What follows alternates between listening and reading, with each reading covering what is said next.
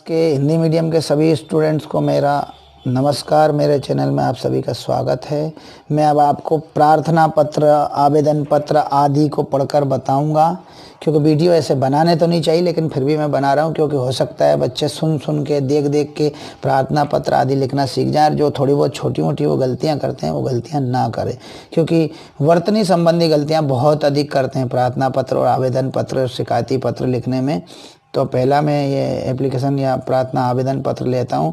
अपने प्राचार्य को आवेदन पत्र लिखिए, अपने प्राचार्य को प्रिंसिपल को आवेदन पत्र लिखिए, जिसमें अपनी गरीबी का कारण बताइए, दर्शाते हुए गरीबी का कारण दर्शाते हुए परीक्षा शुल्क से मुक्ति का निवेदन किया गया। मैंने अपनी गरीबी का हवाला दीजिए और परीक्षा शुल्क से मुक्ति का निवेदन उनसे कीजिए, और उसके लिए एक एप्लीकेशन या आवेदन आपको देना है। तो सबसे पहले हमें क्या लिखना पड़ता है? श्रीमान प्राचार्य महोदय, और यहाँ लगाना है हमें कॉमा। ध्यान से सुनिएगा आप लोग, यहाँ कॉमा लगाना है प्राचार्य महोदय पे, फिर शासकीय उच्चतर माध्यमिक विद्यालय, फिर यहाँ कॉमा, फिर बिलासपुर पे फुल स्टॉप। बिलासपुर या कोई भी जिला, कोई भी शहर का नाम, गांव का नाम हो सकता है, पर शासकीय उच्चतर माध्यमिक विद्यालय, कॉमा, कॉमा का ध्यान रखें, 2 कॉमा लगे, फिर बिलासपुर पे पूर्ण विराम। ये ध्यान रखिए कि एप्लीकेशन में यही गलतियां होती हैं। कई सारे शब्दों में, मात्राओं में, वर्तनी में गलती कर ही देते हैं। विषय आया शाला शुल्क एवं परीक्षा शुल्क से मुक्ति के संबंध में। अब हमने विषय कितना अच्छा छोटा सा लिखा, शाला शुल्क यानी शाला का जो शिक्षण शुल्क है वो, एवं परीक्षा शुल्क, दोनों शुल्क से मुक्ति के संबंध में हमने पत्र लिखा। अब लिखा हमने मान्यवर या श्रीमान या महोदय, या कुछ भी लिखा जा सकता है, मान्यवर, श्रीमान या महोदय, और फिर लगाना है कोमा, और यहाँ लगाना है फुल स्टॉप। ये ध्यान रखना है, ये कोमा फुल स्टॉप का। सभी ने निवेदन है कि मैं आपके विद्यालय में, मैं आपसे निवेदन करता हूँ कि मैं आपके विद्यालय में, सभी ने निवेदन है कि मैं आपके विद्यालय में कक्षा 10वीं का छात्र हूँ, कक्षा 10वीं का छात्र हूँ। मेरे पिताजी एक स्थान पर प्राइवेट नौकरी करते हैं, मेरे पिताजी एक स्थान पर प्राइवेट नौकरी करते हैं। उनकी मासिक आय अत्यंत सीमित है। अब देखिए कितने अच्छे से वो आप लोग लिखते हैं कि उनकी मासिक महीने की इनकम बहुत कम है, और वो क्या लिख रहे हैं? मासिक आय अत्यंत सीमित है। इन्हीं शब्दों का हेर फेर ही तो एप्लीकेशन में कम ज़्यादा नंबर दिलवाता है। मैंने उनकी मासिक आय, अब कहते हैं, आप क्या लिखते मंथली इनकम, यही लिख देते कोई कोई बच्चे तो, और कोई कोई लिखते महीने की कमाई बहुत कम है, मासिक आय अत्यंत सीमित है, उसकी जगह पे महीने की कमाई बहुत कम है। इतने कम वेतन से, अब यहाँ वेतन की जगह सैलरी लिख देते, तनख्वाह लिख देते। यही गलती करते हो आप लोग, अच्छे शब्दों को नहीं चुनते हो, इसलिए चुनना चाहिए।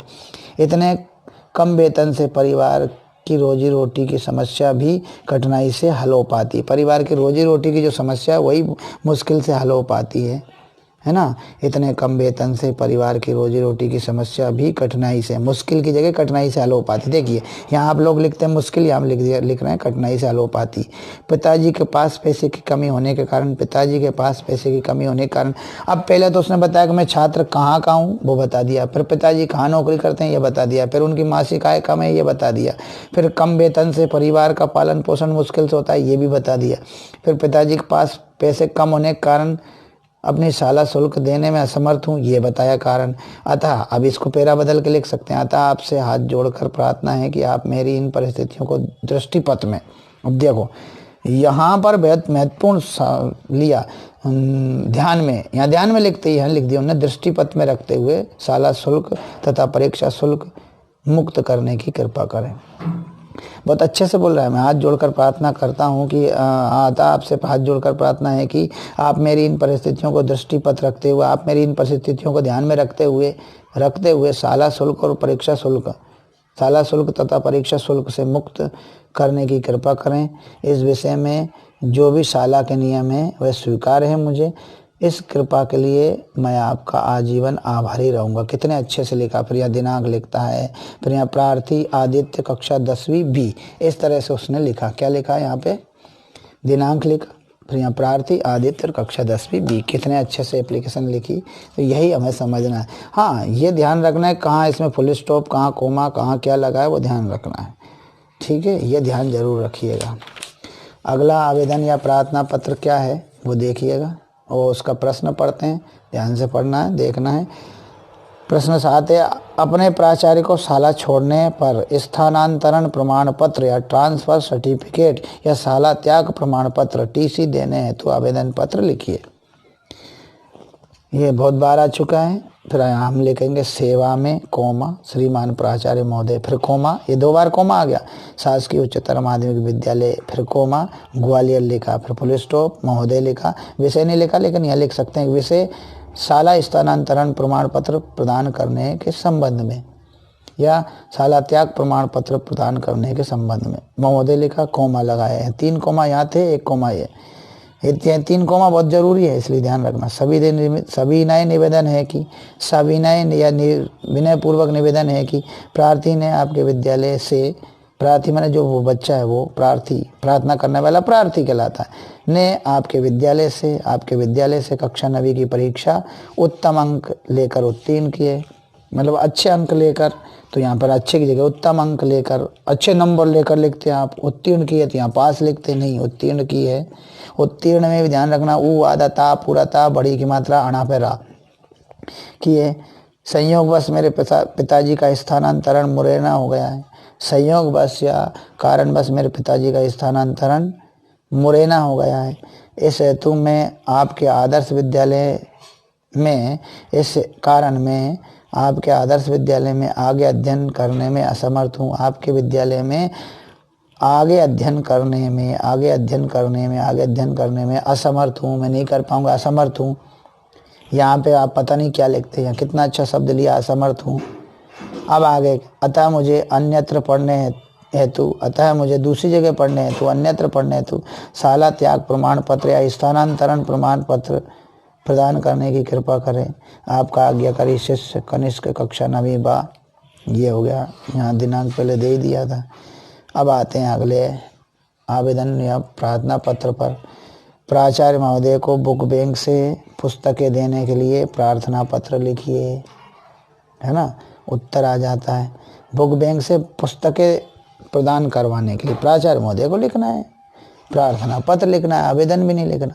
सेवा में कोमा श्रीमान प्राचार्य महोदय कोमा शासकीय उच्चतर माध्यमिक विद्यालय कोमा भोपाल पूर्णविराम महोदय कोमा, या कोमा 1 2 3 4 कोमा लगे, 1 फुल स्टॉप लगा। ध्यान रखिएगा, विनम्र निवेदन है कि, ये भी लिखना। मैं अब यहाँ की छोटी की मात्रा वाला ध्यान रखिएगा, ये छोटी लिखना। आपके विद्यालय में कक्षा 10वीं सा का नियमित छात्र हूँ, प्राइवेट नहीं हूँ, नियमित विद्यार्थी हूँ।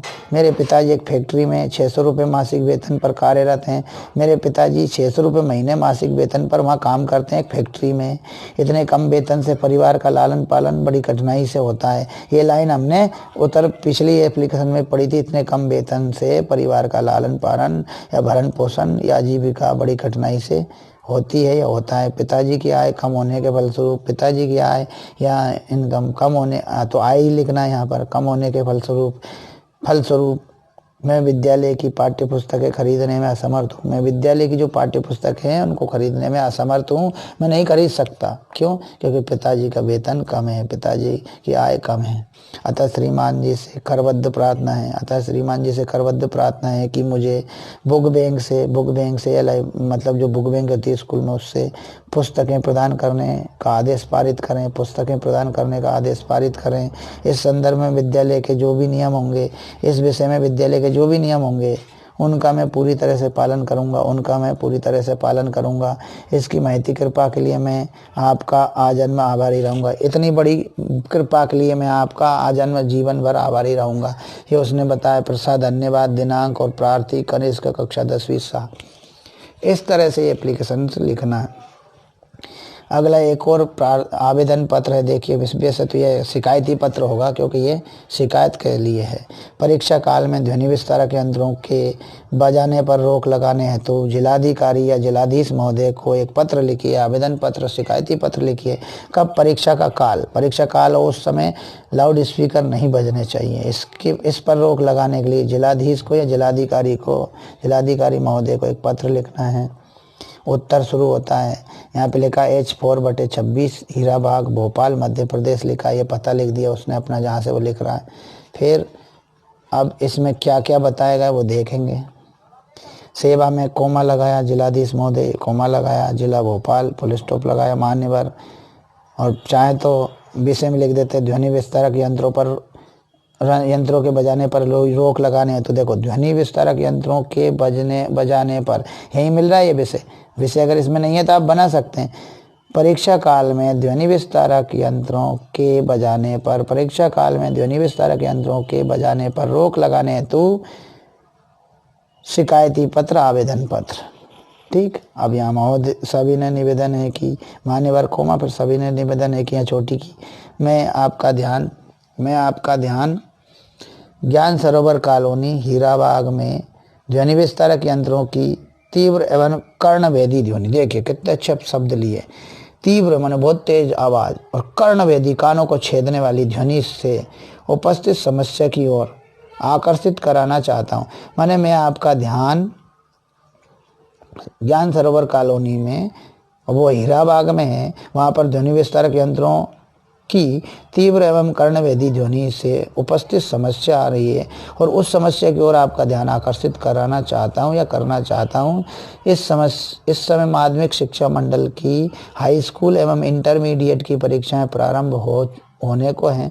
इस समय क्या है, उच्चतर माध्यमिक शिक्षा मंडल की हाई स्कूल की और इंटरमीडिएट की परीक्षाएं प्रारंभ होने को हैं। यही समय छात्रों के अध्ययन का है। यही समय कब क्या है, छात्रों के अध्ययन का है।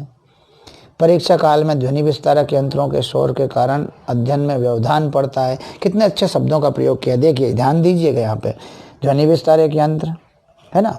फिर अगला आया समस्या की ओर ध्यान आकर्षित करना, कर्णभेदी तीव्र, ये दो शब्द इतने महत्वपूर्ण है, इतने ज्यादा महत्वपूर्ण है, क्या कहने, कर्णभेदी कानों को छेद देने वाले, तीव्र, ये शब्दों पर ध्यान दीजिए, ये जरूरी है। आप साधारण और घटिया शब्दों से एप्लीकेशन लिखते हैं, फिर उम्मीद करते हैं कि वो पूरे नंबर दे, नहीं।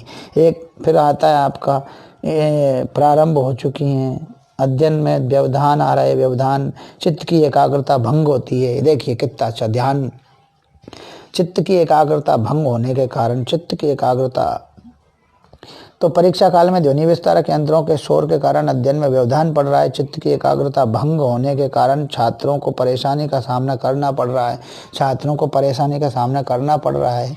अब आगे क्या कहते हैं वो, अतः आपसे प्रार्थना है कि अविलंब, देखिए कितना अच्छा शब्द लिया, अविलंब, ये शीघ्र जल्दी जल्दी लिखते हैं हम, शीघ्र लिखते हैं, यहाँ अविलंब लिखा, बहुत अच्छा शब्द है।